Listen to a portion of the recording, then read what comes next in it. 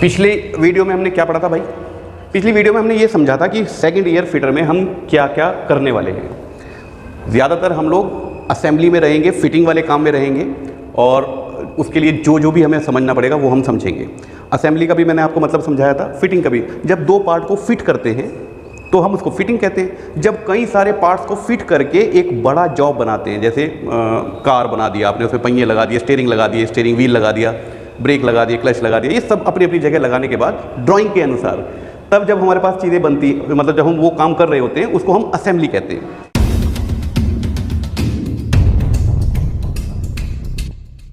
अच्छा, इसमें ये समझने में आपको बिल्कुल दिक्कत नहीं होनी चाहिए कि असेंबली करते हुए हमें कोई ना कोई ऐसी चीज़ चाहिए होगी जो दो पार्ट्स को आपस में जोड़ दे। यहाँ पर दो टर्म हैं, दोनों को समझना बहुत ज़रूरी है। फास्टनर और एक है लॉकिंग डिवाइस। ये दो अलग अलग टर्म हैं। ये दरअसल ये वो चीज़ें हैं जो दो पार्ट्स को आपस में जोड़ेंगी। इन दोनों का काम जोड़ना है, पर थोड़ा सा फर्क है। फास्टनर का मतलब है बंधक, ये सिर्फ बांधता है। सिर्फ बांध देना मतलब लॉक करना नहीं होता है। ये है आपकी लॉकिंग डिवाइस। ऐसे भी हो सकते हैं, ये आइटम ऐसे भी हो सकते हैं जो फासन भी कर रहे हों, यानी कि बांध भी रहे हों और लॉक भी कर रहे हों, ऐसे भी हो सकते हैं। और ऐसे भी हो सकते हैं कि उनमें कोई ये अलग हो और ये अलग हो, दोनों को मिला के हमने बांध भी दिया और लॉक भी कर दिया। आप मेरी बात समझ रहे हैं? अच्छा, इसका मैं बहुत एक एग्जांपल ताकि आप समझ जाएं। आपने लैच देखा है, लैच चटकनी जिसको कहते हैं दरवाजे की, वो बांध भी देती है और लॉक भी कर देती है। जब तक आप उसको घुमा के उस स्लॉट में ऐसे नहीं करेंगे, वरना दरवाज़ा ऐसे कोई हिलाएगा ना तो चटकनी खुल सकती है।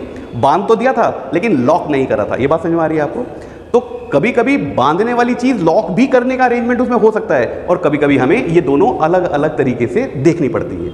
आपको जो पहला आपका मॉड्यूल है असेंबली, उसमें फास्टनर्स भी बताए जाएंगे, लॉकिंग डिवाइस भी बताई जाएंगी, अलग से होते हैं। कभी कभी नट होता है लॉक करने वाला डिवाइस, कभी कभी वॉशर होता है लॉक करने वाला डिवाइस, या कभी कभी कुछ और चीज़ें होती हैं जब हम इसमें लॉक करते हैं, जैसे ग्रब स्क्रू वगैरह कुछ होते हैं। वो सारी चीज़ें बताई जाएंगी आपको। पर ये बात समझ में आ गई, जरूरी नहीं है कि जो फास्ट कर रहा हो, जो फासन कर रहा हो, फासन मतलब बंधक बांध रहा हो, वो लॉक भी कर रहा हो, ऐसा जरूरी नहीं है। ठीक है ना? अब मान लीजिए जैसे ये है आपका बिजली का बोर्ड, स्विच बोर्ड। आपको पता है ये हिल नहीं रहा, ये चल नहीं रहा, इसमें खाली स्क्रू लगा दो, बंधक लगा दो, काम हो जाएगा। इसमें लॉकिंग डिवाइस की आवश्यकता नहीं आ रही है। पर मोटरसाइकिल में, क्योंकि वो चल रही है, या कारों में, अगर हमने बंधक को इस्तेमाल करा और उसको लॉक नहीं करा तो ऐसा हो सकता है कि वाइब्रेशन में वो निकल जाए, पता चला हमारा टायर जा रहा है। आपने कभी कार का पहिया बदला है? बदला है या देखा तो होगा। कार के पहिए के जो नट है उसको सेल्फ लॉकिंग नट कहते हैं। जब पानने से उसमें चूं की आवाज़ नहीं आती तब तक हम उसको टाइट करते रहते हैं। ये आपने बात देखा ना, जब वो आ जाती है तो उसका जो सेल्फ लॉकिंग, जो नीचे एक अलग से जो एक मटेरियल लगा रखा है, वो पढ़ेंगे हम क्या लगाते हैं। जब तक वो कंप्रेशन में ना आ जाए, जब तक वो आवाज़ ना आ जाए, तब तक हम उसको लॉक नहीं मानते हैं। वो होता है लॉकिंग करना। ढीला भी कर दोगे तो बांध तो दिया उसने पहिए के साथ, लेकिन उसके अभी खुलने की गुंजाइश है। ये बात समझ में आ गई? यहाँ तक बात समझ में आ गई? ठीक। तो लॉकिंग डिवाइस को तो बाद में पढ़ेंगे, अभी फिलहाल हम फास्टनर्स पे अपना ध्यान केंद्रित करते हैं। अब फास्टनर्स का सिलेक्शन सबसे पहले आपको यही समझना है। इतने सारे तरीके के फास्टनर्स आपको पढ़ाने पड़ रहे हैं, क्यों बनाए? इतने सारे तरीके के फास्टनर्स क्यों बनाए? उनका सिलेक्शन बहुत ज़रूरी है। अगर हम सही फास्टनर नहीं लगाएंगे, बंधक को सही सेलेक्ट नहीं करेंगे, तो या तो हमारी वर्किंग कंडीशन खराब हो जाएगी। मैं इसको लिख देता हूँ। कॉस्ट की वजह से हम सिलेक्ट करते हैं। हम ऐसा कोई बंधक यूज़ नहीं करना चाह रहे जिससे हमारे सामान का कीमत बहुत बढ़ती चली जाए। सस्ते से सस्ता होना चाहिए। ठीक है। स्ट्रेंथ, हमें मजबूती मिले। हम कमज़ोर फास्टनर नहीं लगा सकते। सस्ता करने के चक्कर में ये थोड़ा है कि हम कमज़ोर फास्टनर लगा देंगे। स्पेस रिक्वायरमेंट, अब वो जॉब भी छोटा सा है, उसमें आप कोई बहुत बड़ा फास्टनर नहीं लगा सकते। जैसी स्पेस होगी वैसा ही आपको फास्टनर लगाना पड़ेगा ना। कम स्पेस होगी तो उस तरीके का फास्टनर लगाना पड़ेगा जो उस कम स्पेस में इन दोनों पार्ट्स को आपस में बांध दे। ठीक है। इसके अलावा safe condition, safe working condition लिखना आप, वर्किंग कंडीशन। ठीक है, वर्किंग बीच में लिख देना बेटा। सेफ वर्किंग कंडीशन का मतलब क्या है? आपने पिछले साल भी पढ़ा होगा, काउंटर संक हम हेड बनाते हैं ताकि वो हेड जो है प्लेट से बाहर ना निकले। वो ऐसी जगह लगाते हैं जहाँ पर हमें डर है कि चलते हुए ठोकर लग जाएगी या हाथ में चोट लग जाएगी, तो हम उसके सर को प्लेट के अंदर ही रखते हैं। हमें ये सिलेक्शन करना पड़ता है कि इस जगह कौन सा फास्टनर सबसे ज़्यादा उपयुक्त होगा। इसके अलावा क्वालिटी की बात करूं, आपने देखा होगा मोटरसाइकिलों में MM के बोल्ट लगे रहते हैं, हमेशा MM मैट्रिक वाले बोल्ट लगे रहेंगे, BSW वाले नहीं लगे, उसमें सूत के बोल्ट नहीं लगते हैं, क्योंकि वाइब्रेशन में ये ज़्यादा सेफ है, क्वालिटी इनकी ज़्यादा अच्छी है।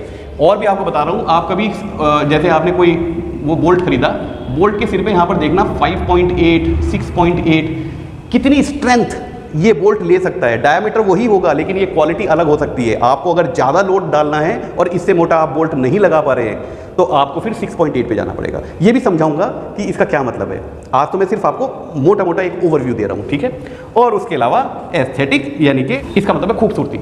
अरे खूबसूरती तो लगना चाहिए ना, ऐसा ना हो कि लगे कि यार इतना बढ़िया सब कुछ आपने मशीन बनाई, उसमें बीच में एक आपने उसका सिर बैठा हुआ है, वो अजीब सा लग रहा है। अब इस पूरे फर्श में अगर यहाँ पर एक बिना बात का कोई गंदा सा बोल्ट निकला हुआ हो तो अजीब नहीं लगेगा। तो खूबसूरती भी हमारे लिए एक क्राइटेरिया होता है जब हम सेलेक्ट करते हैं फास्टनर्स को। तो फास्टनर्स को सेलेक्ट करना पड़ता है, इस वजह से आपको इस मॉड्यूल में बहुत सारे तरीके के स्क्रूज के बारे में बताऊंगा। उनके सर अलग होंगे, अभी बता रहा हूँ क्या क्या हो सकता है, ठीक है। तो फास्टनर्स की सिलेक्शन हमें करनी पड़ती है इन वजहों से। ये है वो पैरामीटर्स, ये है वो वजह है जिसकी वजह से हमें फास्टनर्स को सेलेक्ट करना पड़ता है। हर फास्टनर हर जगह काम नहीं करेगा। हमें देखना पड़ेगा कॉस्ट तो नहीं बढ़ रही, हमें देखना पड़ेगा स्ट्रेंथ कम तो नहीं हो रही, हमें देखना पड़ेगा स्पेस रिक्वायरमेंट जो है उसके अनुसार हमें फास्टनर को चयन करना पड़ेगा।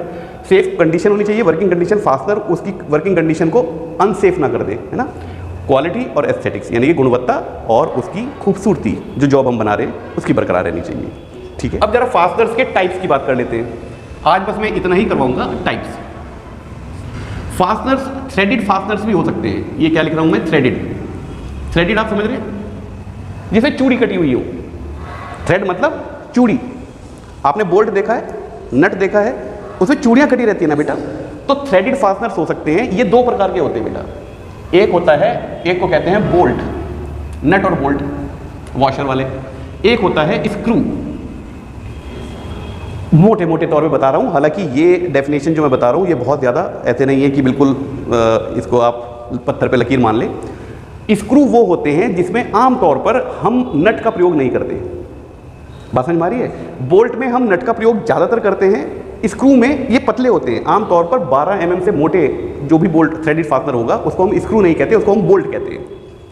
12 mm से पतले छोटे छोटे होते हैं आमतौर पर। और ऐसा जरूरी नहीं है कि उसके साथ हम नट लगाएं ना, क्योंकि इलेक्ट्रिसिटी में कई बार मैंने स्क्रू देखे हैं पीछे चकोर नट के साथ उनका प्रयोग किया जाता है, ठीक है। वो चकोर नट का प्रयोग इसलिए किया जाता है क्योंकि हमें उसको लॉक करना पड़ता है। आप उस चकोर नट के पीछे देखना, एक पत्ती ऐसे मुड़ी हुई लगी रहती है, उसके अंदर जाके वो चकोर नट फंसता है ताकि हम बाहर से स्क्रू को उसको सिर्फ टाइट कर दें, ये नट ना घूम रहा हो। नट नहीं घूमेगा तो हमारा स्क्रू ढीला नहीं होगा। और वजह है वो, जब आगे आगे लेक्चर चलेगा तो आपको पूरी बात समझाऊंगा कि ऐसा क्यों किया जाता है। वो लॉकिंग डिवाइस के तौर पे काम कर रहा है वहाँ पर, स्क्वायर नट, पर स्क्रू ही कहते हैं हम उसको। जो आप बिजली के उपकरणों में देखेंगे वो छोटे छोटे जिसके पीछे चकोर नट लगे रहते हैं। बहरहाल स्क्रू आमतौर पर हम बिना नट के प्रयोग करते हैं। ये पतले होते हैं, छोटे होते हैं। जो बड़े बड़े होते हैं वो हम बोल्ट कहते हैं। 3 इंच डाय के हो सकते हैं। 3 इंच डाय इतना मोटा होता है बेटा, 3 इंच डाय तक के बोल्ट हो सकते हैं, बड़े बड़े बोल्ट होता है उसके। अब इन थ्रेडेड फास्टनर्स की ये दो कैटेगरी है। बोल्ट को हम कई तरीके से कैटेगराइज कर सकते हैं, जैसे डाया, लेंथ। ये तो आम है भाई। आप मार्केट में जाओगे तो 1 सूत का बोल्ट, 2 सूत का बोल्ट, 3 सूत का बोल्ट ऐसे बताओगे ना, डायमीटर बता रहे हो आप। फिर 1 इंची लंबा या 1.5 इंची लंबा, 2 इंची लंबा लेंथ बता रहे हो आप। इसके अलावा भी थ्रेड की शेप, थ्रेड शेप, ये आपने फर्स्ट ईयर में पढ़ा होगा।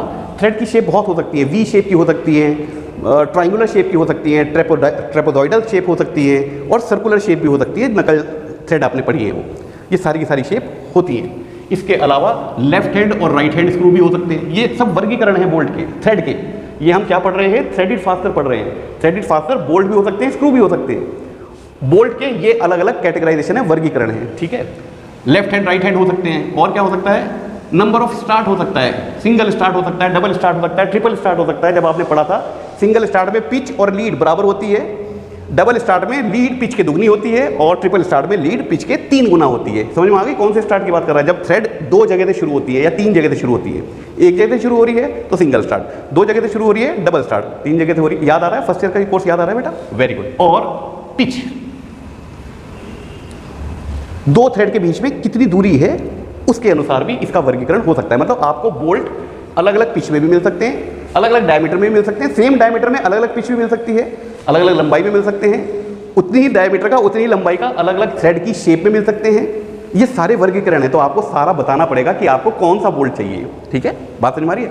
और स्क्रू भी कई वर्गीकरण में करे जा सकते हैं। डाया हो सकता है, लेंथ, मतलब स्क्रू का डाया कितना है, कितना लंबा आपको, स्क्रू को समझ रहे हैं आप। इसको हिंदी में पेच कहते हैं, पेच। इसको तो बोल्ट ही कहते हैं, या बोल्ट को कुछ और भी कहते हैं, मुझे पता नहीं। इसको पेच कहते हैं ना। तो पेच कितने डाया का है ये बताना पड़ेगा, कितनी लंबाई का है ये बताना पड़ेगा। इसके अलावा उसके हेड की शेप बतानी पड़ेगी। अच्छा, हेड की शेप यहाँ पर भी होती है बेटा, हेड शेप यहाँ पर भी होती है, बोल्ट पे भी। बोल्ट भी हेक्सागोनल शेप का भी हो सकता है, स्क्वायर शेप का भी हो सकता है। मानोगे इस बात को, नहीं मानोगे?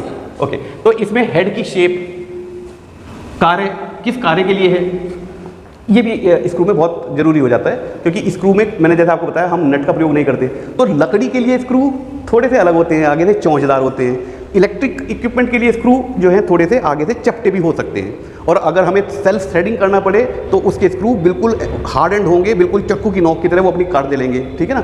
फॉर्मिंग टूल थोड़े अलग होते हैं, और ड्राइविंग स्क्रू होते हैं, ड्राइविंग स्क्रू, और ठुक जाओ और बस वो परमानेंट जॉइंट बना देते हैं। तो क्या कार्य है उसका क्या वर्क है, उसके अनुसार भी हम इसका वर्गीकरण कर देते हैं। ड्राइविंग अरेंजमेंट, इसका क्या मतलब है? आपने स्क्रू के ऊपर देखा होगा कभी कभी पेचकस के लिए एक स्लॉट बना होता है, कभी कभी 4 मुंह वाले पेचकस जिसको फिलिप हम ड्राइव स्क्रू कहते हैं, ड्राइविंग स्क्रू कहते हैं, उसके लिए बना होता है। कभी कभी उसमें एलन की नाम की एक 6 पहल का या 4 पहल का स्लॉट बना होता है, जिसमें एक चाबी ऐसे फंस के ऐसे चलाते हैं। कभी कभी गोटी पाने के लिए उसको इस्तेमाल करते हैं। तो उसको हम यूज़ कैसे करेंगे, उसका ड्राइविंग अरेंजमेंट क्या है, मतलब जब हम उसको फिट करेंगे तो उसका जो टूल है वो कौन सा इस्तेमाल होगा। जिसमें पेचकस वाला स्लॉट बना हुआ है उसमें आप 4 मुंह वाला पेचकस थोड़े लगा के चला दोगे। बात समझ में आ रही है, नहीं आ रही है? तो हमें स्क्रू को इस तरीके के वर्गीकरण में करना पड़ता है। तो फास्टनर्स में पहली चीज़ आपके पास आई, पहला टाइप थ्रेडेड। थ्रेडेड में ये 2 प्रकार के हैं, और इन 2 प्रकार में फर्दर ये कैटेगरीज हैं, ये इसका पूरा स्पेसिफिकेशन हो जाते हैं। यहाँ तक बात समझ में आ रही है बेटा? कोई समझने में कोई दिक्कत तो नहीं है ना? हाँ, नाम बहुत सारे हैं लेकिन समझ में तो आ रहा है ना आपको? ठीक है, वेरी गुड। दूसरा क्या हो सकता है? कीज हो सकती हैं। कीज मतलब चाबी, जो आमतौर पे आपने देखी होगी कीवे में जो ठुकी रहती है, वो भी लास्ट ईयर आपने पढ़ी होगी, फिर भी हमने बताया, वो आमतौर पर शाफ्ट और हब के बीच में जो हम लगाते हैं उसको की कहते हैं। ठीक है, और क्या हो सकते हैं? सर्क्लिप्स हो सकते हैं। सर्क्लिप्स भी एक तरह के फास्टनर्स होते हैं, आमतौर पर जहाँ बहुत संकरा रास्ता हो, जहाँ पर बैरिंग आपको अपनी जगह पे फिट करना हो, तो एक इस तरीके की क्लिप्स होती है। मैं दिखाऊंगा, सारी बातें दिखाऊंगा। सर्क्लिप्स हो सकते हैं उस पर। ठीक है, और क्या हो सकता है? पिन्स हो सकती हैं। पिन्स, जैसे खाली पिन ठोक दिया आपने और 2 चीज़ों को आपस में लॉक कर दिया। लैच या स्टेपल्स। स्टेपल जानते हैं? स्टेपलर की जो पिन होती है। लैच होता है ये जैसे दरवाजे में कुंडा वुंडा, ये सारे के सारे आपके फास्टनर्स हैं, ये टाइप है फास्टनर। ये जितने भी मैंने आपको टाइप्स लिख के बताए हैं यहाँ तक, ये सारे कहते हैं टेम्परेरी। टेम्परेरी मतलब अस्थायी। इनको जब चाहे खोल लो फिर लगा दो, ना ये खराब होते, ना जिन पार्ट्स को ये आपस में जोड़ रहे हैं वो खराब होते। इसके अलावा ये आप जानते भी हुए थे, एक होते हैं सेमी परमानेंट। सेमी परमानेंट में कौन कौन से आते हैं बेटा, बता सकते हो? रिवेट और बताओ दूसरा? सोल्डरिंग। करेक्ट, कितने बताया? सोल्डरिंग सही है।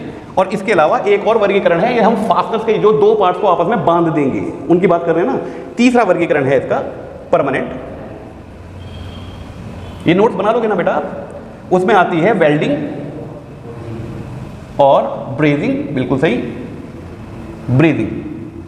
और इसके अलावा एक और होता है एडहेसिव। इसको क्यों बोल रहे हो यार? अरे गोंद, 2 पार्ट को अगर कागज का बना हुआ कोई चीज़ है तो उसको गोंद से नहीं चिपकाएंगे क्या? चिपकाएंगे ना। पर ये मैंने कहाँ पे लिखा? परमानेंट में। क्योंकि अगर आपने गोंद से चिपका दिया और आपको अलग करना है तो ना तो जॉब बचेगा, ना वो गोंद बचेगी जिसने आपको चिपका रखा है। तो ये सब चीज़ें जो हैं ये परमानेंट में आती हैं। रिवेट और सोल्डरिंग आपके सेमी परमानेंट में आएंगे। इसका मतलब क्या है कि अगर हमें इन पार्ट्स को खोलना पड़ा जो रिवेट या सोल्डरिंग से जुड़े हुए हैं, तो ये रिवेट तो खराब हो जाएगी, वो सोल्डरिंग का टाका तो खराब हो जाएगा, लेकिन जो 2 पार्ट आपने जोड़े थे उनको हम बचा लेते हैं, इसलिए इसको सेमी परमानेंट कहते हैं। परमानेंट में जो जोड़ रहा है बंधक वो भी खराब होगा और जिन पार्ट्स को जोड़ रखा है वो भी खराब होगा। और टेम्परेरी में ना ये खराब होते और ना इन पार्ट्स को खराब होने देते जिनको इन्होंने जोड़ रखा है। आज के इस लेक्चर में आपको कोई समस्या हो तो बताएं, आप लोगों को कोई कमेंट्स हो, कोई आपके सुझाव हो, कोई आपकी शिकायत हो, कोई आपका सवाल हो, तो आप अपने इसके कमेंट में आप लिख सकते हैं, मैं उसका जवाब दूंगा। आप लोगों को कुछ हो तो आप पूछ लीजिए। इस वीडियो को यहाँ पर रोकते हैं। Thank you very much.